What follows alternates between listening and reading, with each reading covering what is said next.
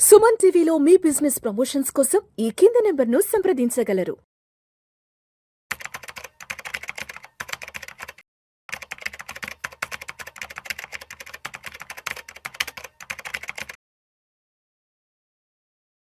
నమస్తే మాధవిరెడ్డి గారు. నమస్తే అండి. Welcome to Vishnu talks. Thank you. So Madhavi Reddy గారు, నిన్న ఒక ఆర్టికల్ పంపించారు మీరు నాకు. ఆర్టికల్ ఏముందంటే మన ఇండియన్స్ యొక్క ఫైనాన్షియల్ మెంటాలిటీ, ఒక మిడిల్ క్లాస్ మెంటాలిటీ అనేది చేంజ్ అవుతుంది. సో మనకి ఒకప్పుడు ఉన్నటువంటి ఫిక్స్డ్ డిపాజిట్లు, అదేవిధంగా ఈ పోస్ట్ ఆఫీస్ కి సంబంధించినటువంటి సేఫ్ గా ఏవైతే ఉన్నాయో ఈ సేవింగ్స్, వీటన్నింటిలో నుంచి ఈ మోడర్న్ ఇన్వెస్ట్మెంట్స్ లో కూడా చాలా మంది ట్రాన్స్ఫార్మ్ అవుతున్నారు. అంటే ఒకప్పుడు పాత రోజుల్లో మనం డబ్బు దాచుకునే విధానం నుంచి ఇప్పుడు కొత్త ఇన్వెస్ట్మెంట్స్ వైపు కూడా అందరూ మలుతున్నారంటూ కూడా ఒక ఆర్టికల్ పంపించారు.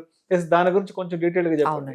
సో ఇప్పుడు ఏంటంటే ఈ ట్రాన్స్ఫర్మేషన్ అనేది ఎందుకు జరిగింది అంటే మీరు చెప్పినట్టుగా ట్రాన్స్ఫర్మేషన్ అయితే ఈజ్ వెరీ మచ్ విజిబుల్.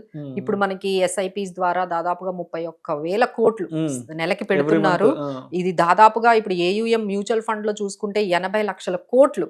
అంటే మనం త్వరలో మేబీ ఈ ఇయర్ లోనైనా 1,00,000 కోట్లకి దాటిపోయినా ఆశ్చర్యపోక్కర్లేదండి. ఆ విధంగా అంత డ్రాస్టిక్ గా షిఫ్టింగ్ అనేది, ఈ ట్రాన్స్ఫర్మేషన్ అనేది, అంటే వెల్త్ క్రియేషన్ వైపు కొంచెం టైం స్పెండ్ చేస్తున్నారు, వెల్త్ క్రియేషన్ గురించి ఆలోచిస్తున్నారు, మన ఫ్యూచర్ కి మనం కొంచెం ఏదైనా చేసుకోవాలి అనే ఆలోచన అయితే అందరిలో కూడా బాగా వచ్చిందండి. మేబీ కొంచెం ఈ మార్కెట్లో అంటే ఈ పర్టికులర్ జాబ్స్ గురించి సంబంధించిన అన్సర్టనిటీ కావచ్చు, ఈ ధరల పెరుగుదల, ఈ ఇన్ఫ్లేషన్ గురించి భయపడైనా వీళ్ళు ఇంక ఈ విధంగా ఏదైతే మన పాత పద్ధతులు ఏవైతే ఉన్నాయో, బ్యాంక్ ఫిక్స్డ్ డిపాజిట్లు కానీ, కొంచెం గోల్డ్ కొనుక్కోవడం, లేకపోతే అప్పట్లో ఎక్కువ అవే చేసేవాళ్ళు కదండి, లేదా RD రికరింగ్ డిపాజిట్లు పెట్టుకునే వాళ్ళు, ఫిక్స్డ్ డిపాజిట్లు, లేకపోతే PFలు, ఇవన్నీ కాదు మనకి. వీటి వల్ల మనం ఇన్ఫ్లేషన్ ని బీట్ చేయలేము. ఇన్ఫ్లేషన్ అడ్జస్టెడ్ రిటర్న్స్ మనకి కావాలి అంటే మినిమం ఒక 12% వస్తే కానీ మనం వెల్త్ క్రియేట్ చేయలేము అనే విషయం అయితే అందరికీ ఖచ్చితంగా అర్థమైందండి. సో ఫ్యూచర్ ఫస్ట్ అంటే మనము అంటే ఇప్పుడు SIPs ఎట్లా అయ్యాయంటే అది కూడా ఒక ఎక్స్పెండిచర్ లాగా.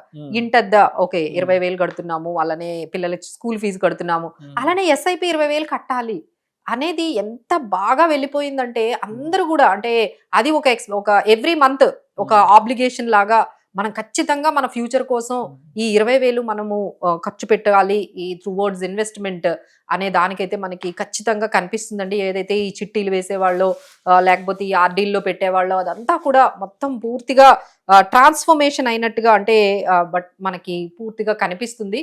ఇంకోటి ఏంటంటే అప్పట్లో ఈక్విటీ అంటే భయపడేవాళ్ళండి.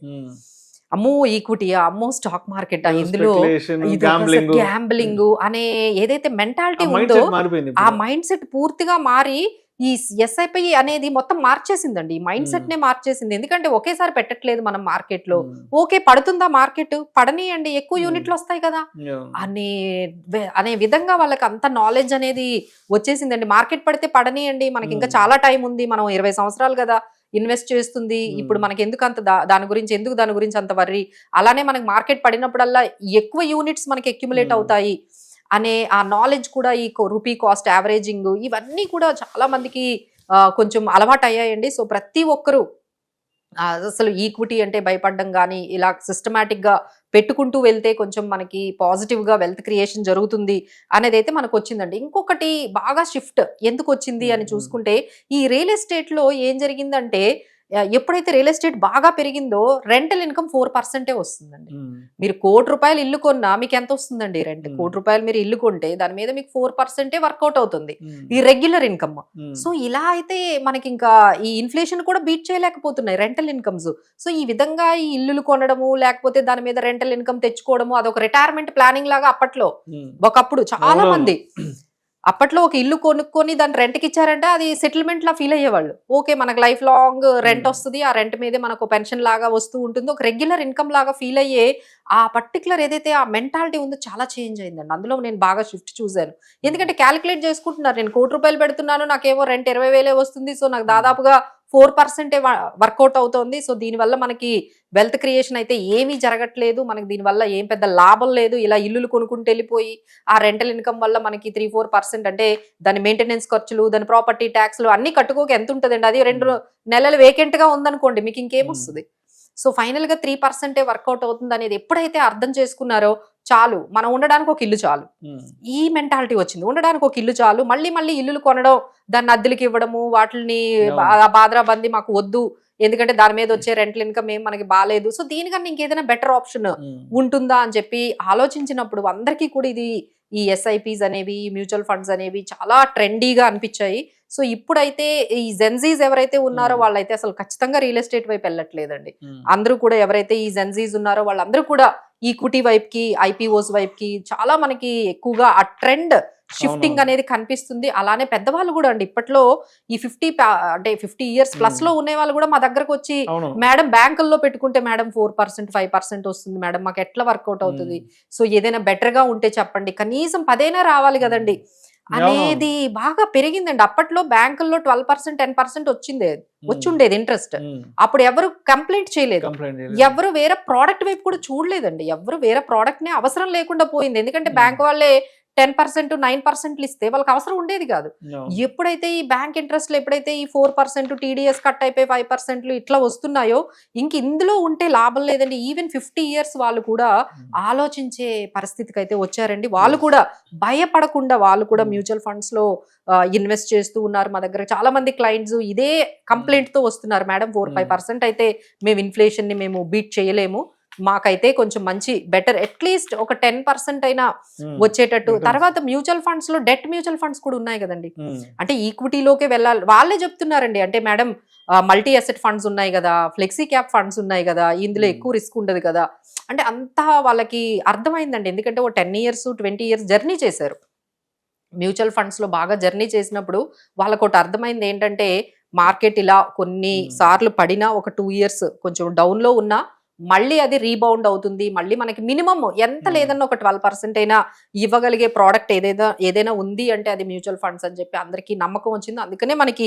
ఈ షిఫ్టింగ్ అనేది దాదాపుగా ట్రాన్స్ఫర్మేషన్, హౌస్ హోల్డ్ సేవింగ్స్ అనేవి ఇప్పుడు ఎఫ్డీల్లోకి, ఆర్డీల్లోకి లేకపోతే చిట్ ఫండ్లలోకి వెళ్ళట్లేదండి. ఖచ్చితంగా ఆ 20,000 30,000 ఏదైతే ఒక మధ్యతరగతి వాళ్ళు సేవ్ చేయాలనుకుంటున్నారో ఖచ్చితంగా ఆ అమౌంట్ అయితే ఎస్ఐపిస్ ద్వారానే వెళ్తుందండి. సో భయపడాల్సిన అవసరం ఏమీ లేదు, ఎందుకంటే India is going to be 3rd largest economy. So భయపడాల్సిన అవసరం లేదు. 2047 2050 వరకు కూడా మనకి గ్రోత్ అనేది ఉంది కాబట్టి, సో డెఫినెట్లీ ఎవరు కూడా భయపడకుండా ఈ మార్కెట్ వాలటిలిటీకి కూడా భయపడలేదండి. అంటే ఈ టైంలో మార్కెట్స్ లాస్ట్ 1.5 year లో ఇంత అయినా మనకి ఎస్ఐపి 31,000 crores సో ఎవరు కూడా భయపడలేదు. So these are all indicators like SIP. కాకపోతే దీనికి ఇంకొక పాజిటివ్ ఏంటంటే మీడియా అనేది బాగా వాళ్ళకి హెల్ప్ చేసింది. అలానే మనకి టెక్నాలజీ ఇప్పుడు ఎక్కడున్నా ఫిజికల్ గా ఏమి రావక్కర్లేదు కదా. అప్పట్లో మనం ఎక్కడైనా మ్యూచువల్ ఫండ్స్ లో ఇన్వెస్ట్ చేయాలంటే ఒక ఆఫీస్కి వెళ్ళాలి, వాళ్ళని ఫిజికల్ గా ఒక అప్లికేషన్ తీసుకోవాలి, డాక్యుమెంటేషన్, ఆధార్ కార్డులు ఇవన్నీ ఉండేదండి. ఇప్పుడు అంతా ఏమైపోయింది, అంతా ఆన్లైన్ అయిపోగానే చాలా అంటే మారుమూల గ్రామాల్లో కూడా అండి ఈ ఎస్ఐపి అనేది ఈజీగా వాళ్ళ ఫోన్ లోనే చేసేసుకుంటున్నారు. సో దాని వల్ల కూడా చాలా పాజిటివ్ గా మనకి కనిపిస్తుంది. బట్ ఏంటంటే ఇందులో కొంచెం జాగ్రత్తగా ఎక్కువగా మనము ఆశపడకుండా కొంచెం నార్మల్ గా ఒక డైవర్సిఫికేషన్, అసెట్ అలొకేషన్ కానీ తీసుకున్నట్లయితే ఎవరైతే ఒక 4-5 ఇయర్స్ మినిమం పెట్టుకున్న వాళ్ళే రావాలి అండి. ఒక 2 years 1 year వస్తే మాత్రం మ్యూచువల్ ఫండ్స్ లో ఏమీ వర్కౌట్ అవ్వదు. మీకు కాంపౌండింగ్ కనిపించాలంటే 8 years ఉండాలి. ఎవరైతే పేషెన్స్ గా ఉన్నారో definitely they can create wealth. Right. Thank you so much Madhavi గారు.